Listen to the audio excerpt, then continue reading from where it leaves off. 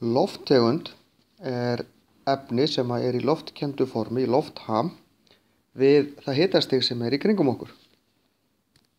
Það eru mörg efni sem eru lofttegundir við hitan sem er svona almennt í kringum okkur.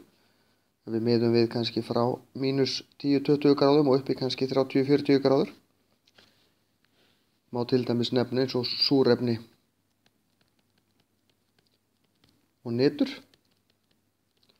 En þessi tvö efni eru 99% af lofthjúpi jarðar. Súrefni 21% og nitrið 78%, þá er eftir 1% fyrir allt hitt. Allar lofttegundir er hægt að kæla niður þannig að þær verða að vökva.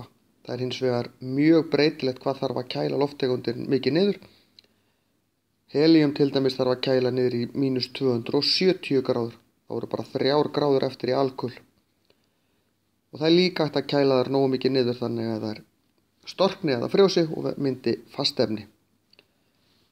En lofttegundir þær hitna, þær þenjast út við hita, þær dragast saman við kulda. Það er einfaldlega vegna þess að sameindirnar byrja að hreyfast hraðar þegar þær hitna, þá ýta þær hvor annar aðeins frá sér og þess vegna þenjast þær út.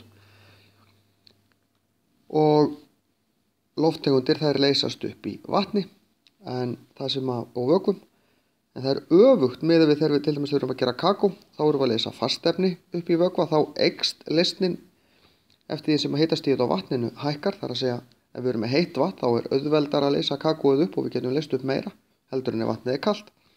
Þegar við erum að tala um lofttegundir er þetta öfugt. Þá er auðveldara að leysa upp lofttegundir í köldu vatni heldur en heitu. Enda er kalt gos ekki oft goslaust á meðan heitt gos verður mjög fljótt goslaust af því að lofttegundin sem myndar gosið, sem er koltvísýringur, lekur út af því að vatnið er heitt og nær ekki að halda því inni.